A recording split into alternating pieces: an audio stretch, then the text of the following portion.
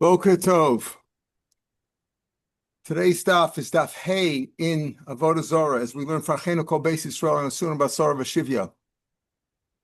Yesterday we got down to, let's call it 5 lines above the widest lines. The widest lines on Daf Hay Amud Aleph near the bottom. 5 lines above that, there's the word Meisvei, middle of the page. Meisvei, question. What are we talking about?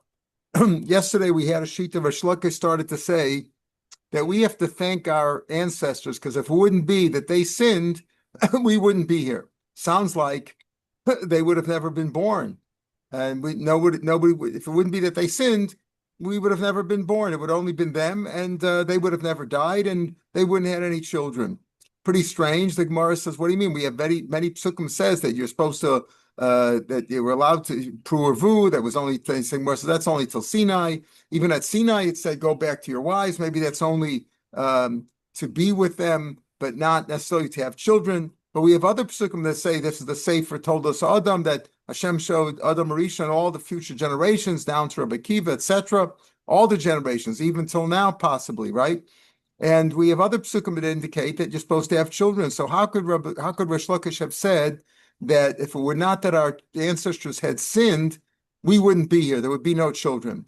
So the Gemara came out, he said, it didn't really mean that they wouldn't be born, but rather we would have been like nothing, because had they not sinned and died, then they would still be around, and they were so great, like angels, that we would have been nothing. We would have been here. There would be children, and there would be descendants, etc. There would be many generations, but we would be like nothing. It's as if to say we would be almost like nothing. That's what he means to say that not that they wouldn't have died, but rather that not that we wouldn't be here, but rather we would be almost like nothing. And Rashi said, "Kozman shein kayamin ein chashim." As long as they're alive, if they wouldn't have sinned and they would have not died, then we would be like nothing, because they were so great. That's what Rish Lakish meant to say. Still, though, he's saying that it had not been that they sinned, that they wouldn't have, they would have lived forever, and we would be like, even though we'd be here, we'd be almost like nothing. Kamishal Abanam, it's as if we wouldn't say. So Samar says that means that they wouldn't have died, right, if they not sinned. But the fact is that the Torah talks about Yevamos, if a brother dies, no children, his brother marries him, and Nachla, that when a person dies, who's the Yerusha go to? So we know that the Torah foresaw that people are going to die. So he says, no, that was only on condition. If they wouldn't have sinned, if they sinned, then they're going to die, and they're going to be Yibam and Nachla, etc. But if they wouldn't have sinned, they would have never died. That's Rish Lakish's opinion. And the Torah, so to speak, was given on a condition. If they don't sin, they're going to live forever, and you won't need any of this Nachla business and no Yibam, because everybody's going to live forever. If they sin, then they think that then Nachla and Yibam would be necessary. That's what we're up to now. Meisvei, 5 lines before the lines get very wide on Hamad Aleph. Meisvei, Mi'itain, the pasuk said, we quoted this pasuk yesterday. Mi'itain, halavai would be, right? Who would give? V'haya lavavam zeh, and their hearts would be with me. Hayavav zeh lahem v'yirosi, to fear me. Etc. And the pasuk goes on, Kol hayam, to fear me all their days, right? So what does that mean? So the Brisa says, Levato mehem malach hamaves, I can't get rid of the malach hamaves, even if the Jews would be great and their hearts would be with me and they would fear me. Can't get rid of malach hamaves. From the time of Adam Arishon, when Adam sinned, we know that there was exera, they were going to die. So that you can't say that mankind is not going to die. Hello, Kibble Yisrael Satorah Elikadesh Lote Uma Veloshin Shaletzben. Oh, this is what he means. Why they were makabel the Torah and they'll fear God? Only so that no other nation should rule over them. They should be independent. That was the point. If they would be meat and lahem, then Hashem goes on. The pasuk goes on. L'man yitav lem livneim laolam. Then they would be good, and Shenema, the pasuk Shenema, l'man yitav lem laolam is the proper gear, so not olam but laolam. So the pasuk, what he's saying is that this Bryce is saying that we're going to die. From the time of Adam Rishon, there was exera that people are going to die. You can't say they were going to live forever. But after Adam's chait, before Adam, then maybe the plan was that Adam would live forever. But once he sinned, then him and his progeny would die. No question about that. So what's the pshat? Mitin b'adam zel zel. that I can't get rid of the Misa, I can't get rid of the Malach HaMavos, but if they're with me, then I will be good to them forever, that no other nation will rule over them. So what do you see? That people are going to die. How could Reish Lakish have said that were it not for their sin, for the sin of our ancestors, he says we have to thank them, because if not for their sins, we would be like nothing, because they would live forever. That means that if they wouldn't have sinned, they wouldn't have died. But they're all going to die. From the time of Adam Rishon, they were saying they were going to die. So how does Reish Lakish deal with this brisa? The answer is the Tanakam this brisa, and Echanam Reish Lakish doesn't go like him. Who the Amar ki Haitana? Reish Lakish goes like a different brisa, like a different Tana. The Tana Rabbi Yossi Omer. Rabbi Yossi disagrees with this shita, with this Tanakama. Rabbi Yossi says, "Lo kibli Yisrael saTorah el kadesh lo yemal chamavos sholot ben." He says they were makabel the Torah so that the Malach HaMavos would not rule over them. Maybe the Malach HaMavos was there for a while, right, between Adam Rishon and Matan Torah, but when they were makabel the Torah, they were makabel the Torah so that there should be no further death. It says, Ani Amarti, again, the pasuk we had yesterday in Tillim, Ani Amarti Elohim atem, I said you were like gods, you were like angels. But parenthetically, the next two words are not in the pasuk. Chavalta masechem, you've ruined your deeds, you've done bad deeds.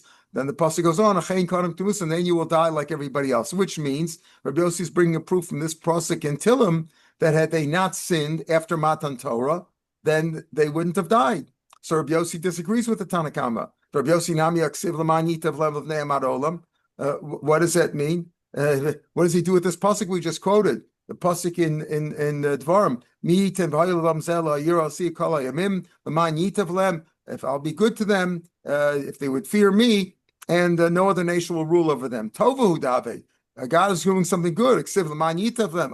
If they fear God and they do good, then God will be good to them. Tovahu dave hamisika, but there's still death. Smash like that's what the Tanakhama said. Hashem will be good to them. They won't be ruled over by others. But Misa there still is from the time of Adam Rishon. That was the Gzeira of human beings that were going to die. So the answer is Amalacha or Rabbi Yossi Amalacha. Now what Amalacha Rabbi Yossi will say, Kim the like a Misa in Chatov. There's no better thing than not dying, right? That's the best gift. The gift best is not that you will not be ruled over by others, or you will have plenty and you'll be good and you'll have nachas, but you're never going to die. That's what so Rabbi Yossi will interpret the pasuk. If you fear God, there will be no death. But Tanakam okay, what about the Tanakam who says that there will be death because there was already nixurah, the decree from the time of Adam Rishon, that you're going to die. What does the pasuk in Tillim say? That Yossi brought a proof from them. It says, Ani Amarti, I said you are like gods, Elohim atem v'ne'elam kuchem. But now that you've done bad, achein karam tumusan. Smash, but that you weren't going to die had you been good. So what does Tanakama do with that pasuk? My misanias. Tanakama will say death there would have been anyway. When he says achein musan, if you don't do good, you will be like death. And what does that mean? Anias means poverty. You will be poverty stricken if you don't do good. The goyim will take away your money. Rashi says there that that's mashma that anias once they sinned, then their enemies took over their assets, etc. And they were like poor. The Amar, a poor person, as we saw many places in Shas brings this down. There are 4 people who are considered like they're dead. Eluhain, Ani, a poor person, Suma, a blind person, Mitzora, a person with leprosy, Umisha Labanim, a person who was childless. So in case of that, and one of them, the first one, is a poor person. So when he says Achain Karam Musam, doesn't mean now that you sinned you're going to die. You would have died anyway. Because that's from Zera, that's what the Tanakhama holds, not like Rabbi Yossi and Reish Lakish went like Rabbi Yossi, but rather he holds that people are going to die anyway. When he says Achein Kadam Musa, means that you will become poor. Where do we find that these 4 things that you become poor, that are considered like a dead person who's poor? These 4 kinds of people are considered as if they're dead. He told Moshe, you can go back because the people who want to kill you are dead. And who are they? Dasan Vaviram. Rashi means down. Whenever it says Nitzim or Nitzavim, first Dasan Vaviram. Mesa, were they dead? They were still alive. But they lost their money, they lost their assets, and therefore they were considered dead. Summa, where do we find that a blind person is considered like he's dead? Hashem placed me in darkness, Kamese Olam, like people who were long dead.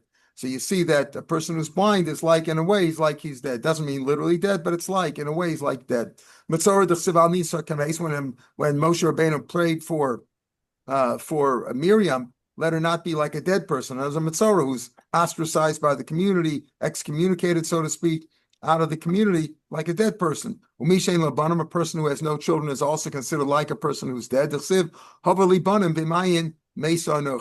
that? That Rachel said that to Yaakov, right? Give me children, if not, I will be considered, I'm like dead. So that's we see these four things are dead, and therefore that's what we mean by the psukim. So we have machlokas whether Reish Lakish goes like Rabbi Yossi, who held that after Matan Torah, had they never sinned, they would have lived forever. Tana Rabbanan.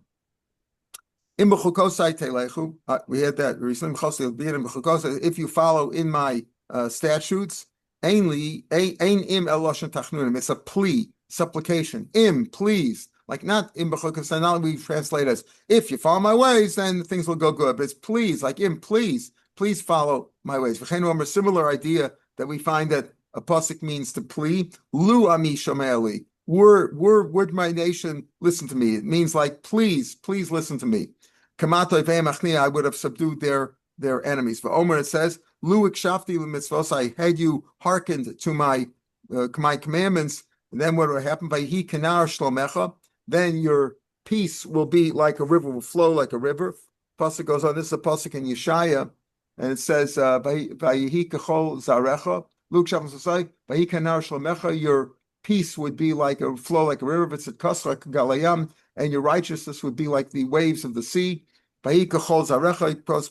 Quote some of the words over here in the Gemara. Vayihi kachol zarecha. Your children would be as multiplied as the sand of the ocean.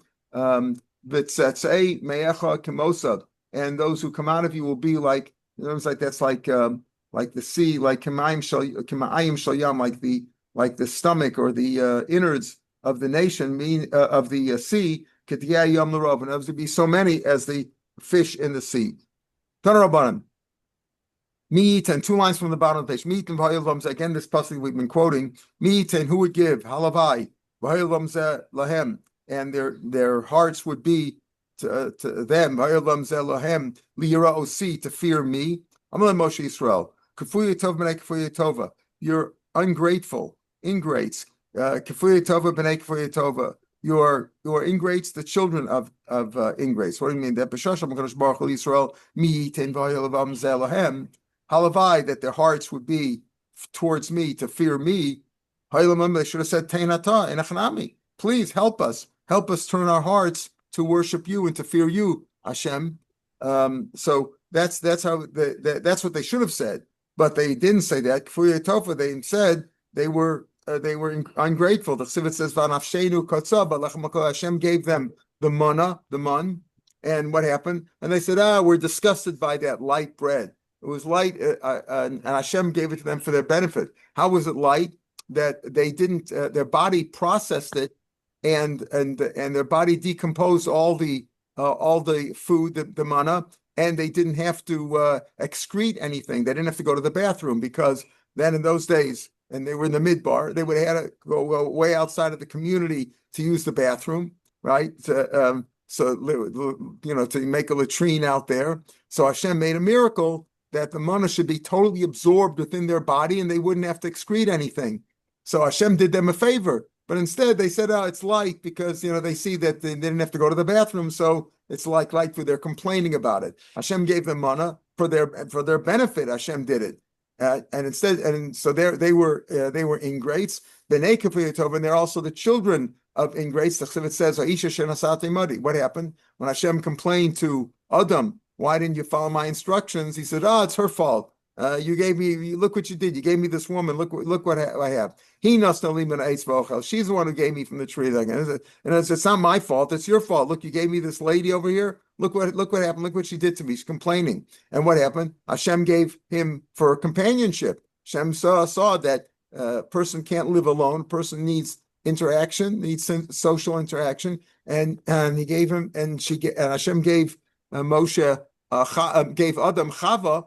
And instead, he complained about her.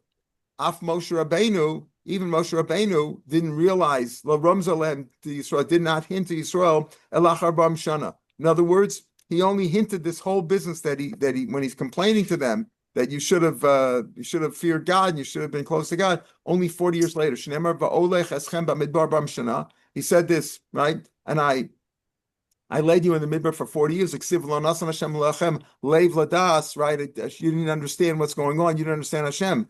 Amarabba. In other words, even Moshe Rabbeinu only he realized what was going on. 40 years later, he complained to them. Right? Rashi says, "El achar mem shana mishtator bavasmovikin amalem v'lonasan lechem lev ladas sheti yodim lishol ma'im v'kashem." In other words, you didn't realize what God wanted from you. Even Moshe didn't really grasp the whole thing until 40 years later when he put it all together. Rabba says, Shmaminal, you see over here,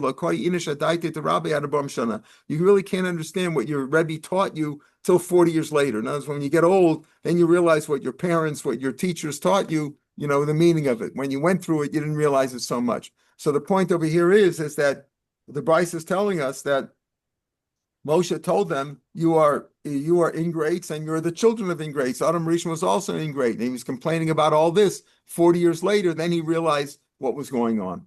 Minus of the pasuk is Ashreichem Zorei al Kol Mayim. Pasuk Shai says, happy are you who plant on all water.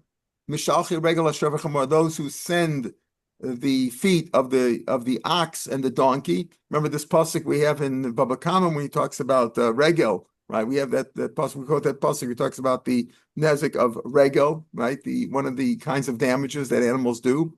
Well, how does he darshan the pasuk here? Ashreichem Yisrael, Ashreichem Yisrael, happy are Yisrael bizman shoskim b'Torah when they occupy themselves with studying Tovim Milchasadim and kind deeds. Yitzra Masar b'Yadam, their Yetzer Hara is given over in their hands. In other words, they can subdue their Yetzer Hara. They're powerful when they learn Torah. But they are not given over into the hands of their Yetzer Hara. The Yetzer Hara doesn't overpower them. When they study Torah, Shneimar, Ashreichem, happy are you, Zoreh, when you plant, I'll call Maim and all water. Now, what does Zoreh, what does plant mean? Vein Zriel, it's stucca. Zriya refers to planting means righteous deeds. Shneimar, Ziru Lachem Litstaka, plant in righteousness, Vekitzru Lefi Chased, and harvest or by kindness. So you see that Zriya refers to tzedakah and chesed. So that means that they osek with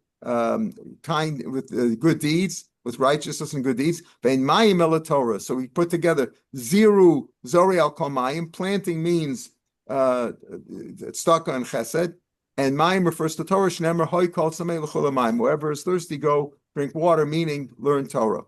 So that's what this pasuk is. I'll call Mayim. Meshalchi regel asher v'chamor. What does that teach us? Tanat ve'elio la'olam yasim adam atzmal devrei Torah kishor la'ol kachamar lamasui. A person should always make himself, when it comes to Torah, should push himself and urge himself like to fulfill the job just like an ox. An ox has the yoke on his back, on his neck, and a chamor is there for carrying bundles and for schlepping, for sabalut. So that's the same way that a person should accustom himself to study Torah, in the same way that a shore always goes around with a yoke on his back as he's plowing and threshing. In the same way, a chamor for carrying. That's the way a person should conduct himself. And probably this price is brought down because we talked about meat and vayelcham zelhem. A person should devote himself to service to God, and that's what we mean also by this pasuk, that happy is the person who does tzedakah and chesed and studies Torah. Then he overpowers his Yetzer Hara and he's close to God. Back to our Mishnah. Mishnah said that 3 days before the Goyish holiday, you don't do business with them. You don't lend them money. You don't pay back money that you owe them. You don't lend them items, and you don't borrow from them anything that might cause them to praise their God, their idols. You don't do anything. Says the Gemara, what's the business about 3 days? Well, maybe in a kula, what do you need 3 days for? By the time we learn, when it comes to Jewish holidays, where we, of course, shech karbanos and bring karbanos and we eat, etc. It says that there is 4 times a year, and 4 times of the year, 4 seasons. If you sell an animal, you have to tell him, there's an isser of oso esmeno. You're not allowed to shecht a parent and a child of an animal the same day. Also, Vespino, but we dash for women, for the mother also. Mothers, or usually you don't know who the father is, right? But it's usually the mother they know. So, in other words, if you sell an animal, you have to if you sold the mother of the animal earlier in the day, you got to tell the person who's buying the child, the baby animal, I sold the other one for shechita today, so don't shecht it the same day, because you can't shecht the mother and child on the same day. Or if you're selling the mother, you have to say, I sold the child of this mother today. What are these? What are those days that you have to tell the people, listen, I shechted it, because you know they're going to shecht now. Erev Yontach and Shachag. The last day, like Shmini Atzeres, before Shmini Atzeres, people are mashlim the karbonos that they haven't brought yet, and the Chagiga and the Olas Re'iyah, things like that they have to shecht. So if you're selling animals that day, because people are going to shecht them on Erev Yontif for the next day, you have to let them know that I've already sold the mother or the child of this animal, so don't shecht this one today. Keep that for after Yontif, right? And the other day, that's one day is Erev Yontif of Erev Shmini. It says one is Erev Yontif Rishon Shel Pesach, because everybody's buying karbanos for their carbon Pesach. The Erev Atzeros, also Erev Shvuas, when people are buying animals for Chagig and all this Re'iyah, everybody's going to shecht them that day for the next day, right? The Erev Rosh Hashanah and Erev Rosh Hashanah, because people buy a lot of karbanos Yontiv and people eat meat on Yontiv. Those are the 4 times. Ukedivrei Yosef Glili, af Erev Yom Kippur beGalil. Yosef himself was from the Galil, obviously Yosef Glili, and Erev Yom Kippur also they had a big sudas there, so a lot of animals were bought. So you have to let people know if you sold the mother or the child of this animal that day, so they shouldn't see. So what do you see though? One day is good enough. Rashi explains. Rashi says, Ktani Mia, Rashi Divrei Maschil beGalil, Ktani Mia, Erev Yontif, Alma Lo Zavin Inish Makami Suda Elachad Yoma. You buy it one day before you're going to eat it, right? One day is all you need. So if you sold the day before, you don't have to tell them that person doesn't buy the animal 3 days before to shech 3 days later. People buy it the day before. They need it fresh. They didn't have refrigeration and freezing in those days and preservatives. So they bought one day before. So why do you need 3 days? If you're gonna do business with them, selling them animals, etc., one day before is good enough. All you need is anything else. So one day is good enough. Why do you need 3 days before to abstain from doing business with them? When it comes to our korbanos, and Rashi, by the way, brings down. Well, we'll see Rashi in a minute. It's like there where you're talking about eating it. In other words, the korbanos that we're selling, the animals that we're selling for korbanos for the Jewish holidays, because they're going to eat it the next day. So you're shechting it today for tomorrow. One day is good enough. One day is enough. But over here we're talking about being makar of the carbon. So then they buy the korbanos several days before for being makar to the Avodah Zarah. Not they're being makar for the Avodah Zarah. So there they need more time to check the animal. If it's just for eating, one day is enough. You buy it that day, shecht it, and you'll eat it tomorrow. But if it's for being makravit, they have to check it more carefully. Tlasim, being a tlasim, you need 3 days. And Rashi says over here, like Rava, Rashi, Rashi, we'll see. Rashi, I want to point out, is actually a few lines afterwards, so we'll see that afterwards.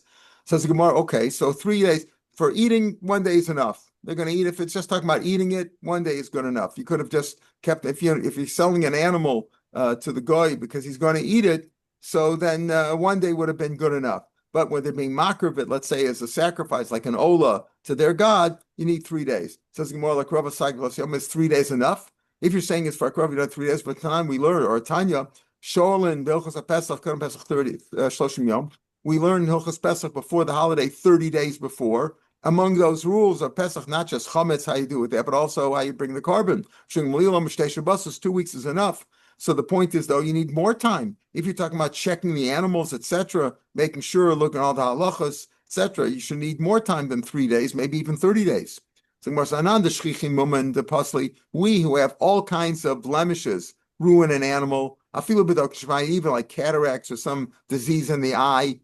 The rules are so voluminous, we have to learn so much that we need 30 days. Being plus and we need 30 days.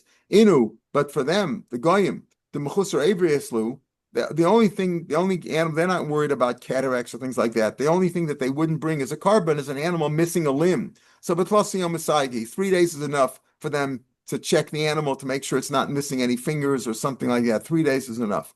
How do we know even a goy is not allowed to use an animal or sacrifice an animal or eat an animal that was missing an animal?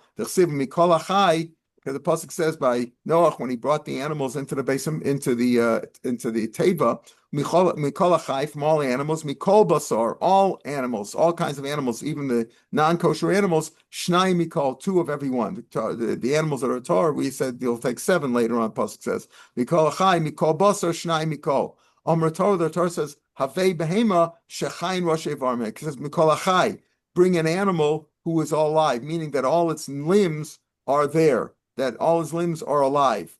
That's what the pasuk says. And Rashi here's Rashi says, the 5 lines from the bottom of the page in Rashi.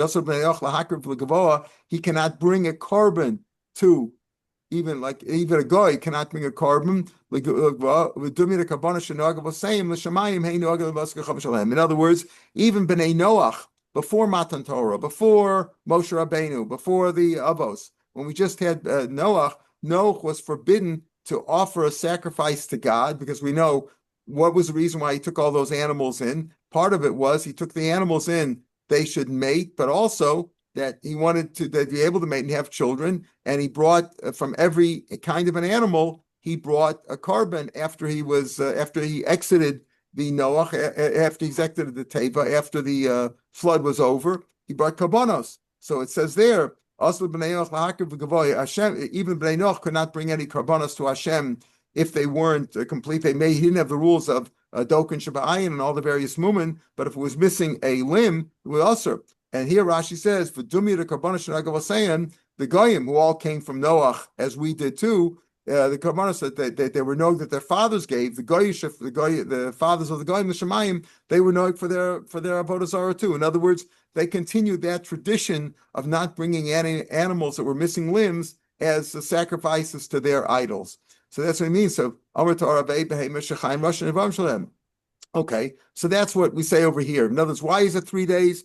If it would just be for eating and they're going to thank God, 1 day would have been good enough. But if they're using it to offer to their idols, you need 3 days. Why not 30 days? 30 days for the Jews. We have a lot of laws. They don't have too many laws. It's enough just to check that all their basic limbs and fingers and toes, etc., are not missing. Says the Gemara, but that bikol achai bikol basar, you think that teaches you that they are not allowed to bring animals that were missing limbs? I mean, boile lemute treifa. That excludes a treifa. Mikol achai, an animal that's going to live, meaning a treifa is an animal that's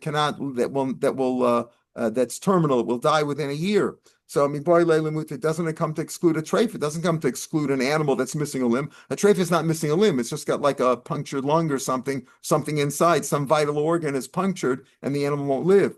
Right? You can't bring that. So it says treifa is excluded milichio zera. Pasuk goes on, that be able to reproduce, to have seed, to reproduce nafka. So treifa is excluded, and it's that Noach could not bring an animal that he couldn't sacrifice. We learn that from Mikol Achai. So he said that's to exclude that he shouldn't use a treifa. A treifa is excluded from the fact that a treifa cannot procreate, cannot reproduce. So it's Gemara, who says that an animal that has a treifa can't reproduce? He might die within a year, but he can still reproduce. There's a machlokas about that. You have that in Chulin. Can an animal that's a treifa reproduce? So that's fine if you hold that a treifa cannot reproduce. So that's excluded. So treifa is excluded because it says he told Noach, you got to make sure that the animals you bring in can reproduce. Elo lamandom at the top of lamandom treifa, let us, if you hold that a treifa could give birth. So that's not excluded from the achyozer, Michael and Maimer. In other words, so why do you say that treifa is not excluded from lachyozer? It's not excluded from that. It's because a treifa could give birth. So therefore, Mikol Achai excludes treifa, right? That excludes treifa. And therefore, how do you know that you can't bring an animal that's missing a limb? Amar Kroi says, Itcha, because it says, Hashem told Noach, bring these animals with you, like you, just like you are not missing a limb. So they shouldn't be. Maybe Noach himself would be a treifa. In other words, that we said that maybe l'chol chai is excluding a treifa, right? And it's not excluded from lach yozera, because if you hold that a treifa could give birth, it's not excluded from that, so it's excluded from kol chai. So how do we know that a treifa is maybe kol chai excludes treifa? The answer is no. A treifa is excluded that from the fact that it says itcha, just like Noach wasn't a treifa, he wasn't terminal. So the same way, the animals wouldn't be that way. Maybe he was a treifa. Maybe he was a treifa. Maybe he wasn't going to live that long. That says Tamim Ksebeit says he was complete, indicating he's not a treifa. V'dilma tam b'drachav. Tamim means Tamim doesn't mean he was physically complete without any puncture or anything missing that would cause him to die. But rather, Tamim means he was complete, and his characteristics, like Rashi says, Tam b'drachav, is he was modest. He was of a fine character. We know that's included in the fact that he says he's righteous. So we know that he's tam there. So maybe tam really means that he was physically complete. It says Dilma tam b'drachav tzadik b'masav. Two different things. In his character, he was humble. That's tam and b'drachav. And in his b'masav means he was a tzaddik. He didn't do anything wrong. Below chamas, he didn't steal from anybody in his actions. In other words, in his actions, he was righteous. This is a way of describing his activity, his actions. Tamim is describing his character, that he was modest. It says lo sal kadaitach. So the Gemara says, so maybe that's what it means. So we don't know that Tamim and Tzaddik are talking about his activity, what he does, his character, but not the fact that he was a treifa or not. Maybe it was a treifa. It says lo sal kadaitach. The Noach gufei treifa. The Gemara says you can't have a havmina that he himself was a treifa, that he was terminal, like with a punctured lung or something of that sort of punctured vital organ. The Noach treifa. If he would have been a treifa, what Hashem said to him, bring somebody in like yourself, shleim and lo ayil, only bring in treifas like you, and not animals that are physically complete and they're not missing anything. So therefore, he can't have a havmin that he was a treifa, and therefore, when we said mikol achai is referring to that you can't have an animal that's missing a limb, an animal missing, let's say, a finger or a toe or something of that sort. He's not the treifa, and but Hashem said, don't bring any animals in like that. So now that you're learning out from the word itcha, be like you. Can't be that you yourself are a treifa, because if you were a treifa, Hashem wouldn't have said bring in only animals like you. So therefore, Hashem wouldn't have said bring in all the animals that are treifa and no animals that are complete. So now that we know treifa mitcha, lach yozera lamli, what do we need lach yozera? If you know mikol achai, meaning that you can't bring in animals that are missing a limb, and you know from itcha that you can't bring animals that are treifa, so lach yozera lamli. What do you need that for? So it would be like you have a mina, let's stop sabiyama, bring them in for companionship. In other words, bring in animals like yourself that are not treifas. But afilu zaken afilu saros, even an animal that's old and can no longer reproduce, or a saros, an animal that is sterile and cannot reproduce, because of Rahman al-Zara says no. It's got to be an animal that we see an animal from Mikol Achai. We know that the animal must not be missing a limb. From Mitcha, we know he can't be a treifa, and from Lachazera means only animals that can reproduce. Okay, so now going back to the Mishnah itself, the Mishnah said that 3 days before their holidays, you shouldn't conduct business with them, so they shouldn't thank their god, their idol, because of something that you did, that you made them happy. You repaid the loan, or you took back money for them, or something of that sort. So the Mishnah said 3 days before the holiday, because if you do any business with them before, then they won't want to. Then they'll thank their God. So don't encourage them. Don't do anything that will cause them to praise their God. That was what the Mishnah said back on Daf Beis and Aleph. If you turn quickly to the Mishnah on Zayin Amud Beis, the next Mishnah on Zayin Amud Beis, right? That's Wednesday's Daf. So there's a small Mishnah there. Rabbi Shmuel says it's not just 3 days before. Rabbi Shmuel Omer shlosha lifneim v'shlosha achreim. 3 days before and 3 days afterwards. Usher, right? 3 days before and 3 days after are usher. So you have the holiday 3 days before and 3 days after. Chum say no, like our Mishnah, like the first Mishnah. Lifnei idei and usher lachachrein mutter. It's only usher before, not afterwards. Now back to our Gemara. Iboilu on Daf Vav Amud Aleph, about 10 lines down on the page. Iboilu. When we say 3 days before, doesn't mean 3 days before, including the holiday.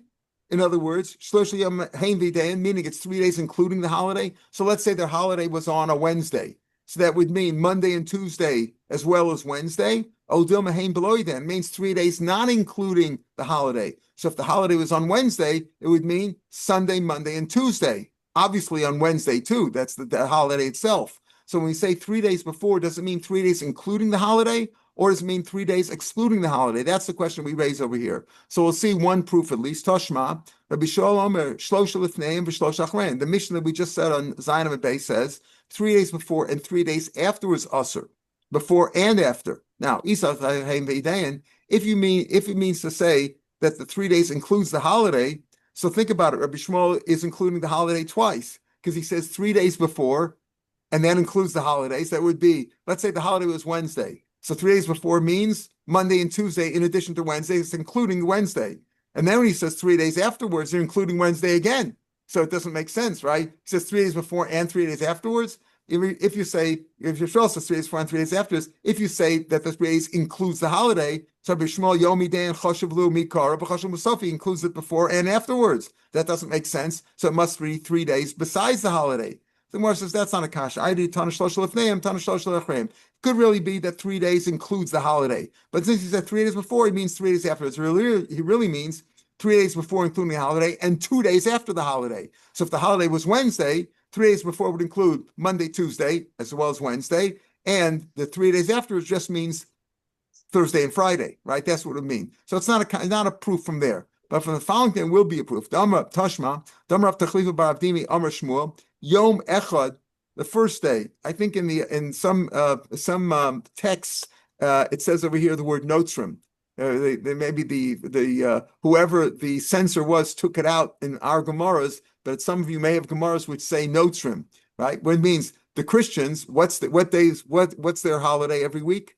Sunday, right? So it says Amar Shmuel, the Amar of Tachlif Rav Dimi Amar Shmuel, Yom Aleph, Sunday, right? For the Christians.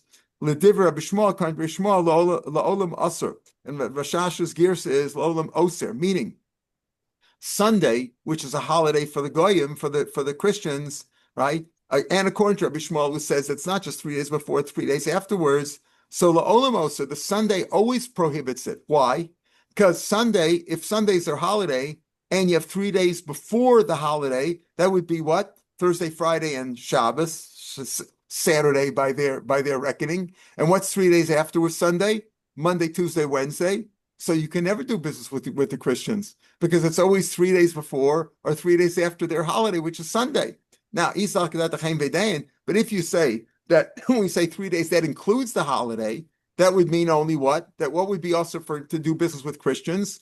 Only Friday and Saturday before and Monday and Tuesday afterwards, but Wednesday and Thursday would be okay. So you could do business with them on Wednesday and Thursday if 3 days includes the holiday. So why did Shmuel say? Shmuel said, "Oh, for Christians who have a holiday every Sunday, you can never do business with them because you can't do business on 3 days before, which would be Thursday, Friday, Saturday. Can't do business with them Monday, Tuesday, Wednesday. That takes care of the whole week. You can never do business with them." But if you say that the 3 days includes the holiday, so then it would only be forbidden to do business with Christians when Friday and Saturday before and Monday and Tuesday afterwards. But Wednesday and Thursday you could do business with them. So there's a proof that when we say 3 days before, it must be 3 days not including the holiday. So the Gemara saying, you're right. According to Rabbi Shmuel, there's no question the hein below that means 3 days without the holidays, but besides the holiday, it's 3 days there, right? And therefore, the first answer that we gave, he just mentioned 3 days agavorcha, right? So Enechanami, it makes sense now. The Mishnah, when Bishmol says in the Mishnah that it's 3 days before and 3 days afterwards, it means a full 3 days before the holiday, a full 3 days after the holiday, not including the holiday. The hein below dan certainly means 3 days without the holiday. Our question is all according to Rabbanan. What would you say according to Rabbanan? Not like a Bishmal. If you're like a Bishmal, that it's only 3 days before. Does the 3 days include the holiday, or is it 3 days besides the holiday? All right, we'll pick it up here tomorrow, Mr. Shem. We'll see what the Gemara says at the end. The final proofs. Amar Avina, smack in the middle of tomorrow's Vav Amar Aleph. Have a good day, everybody. May we be safe, and may we be back in shul by tomorrow. But until further notice, we are only on Zoom. Until further notice, we'll stay on Zoom until they tell us otherwise. And we'll have chakras here outside my house at 7 a.m. Have a good day, everybody. Be safe. Yeah.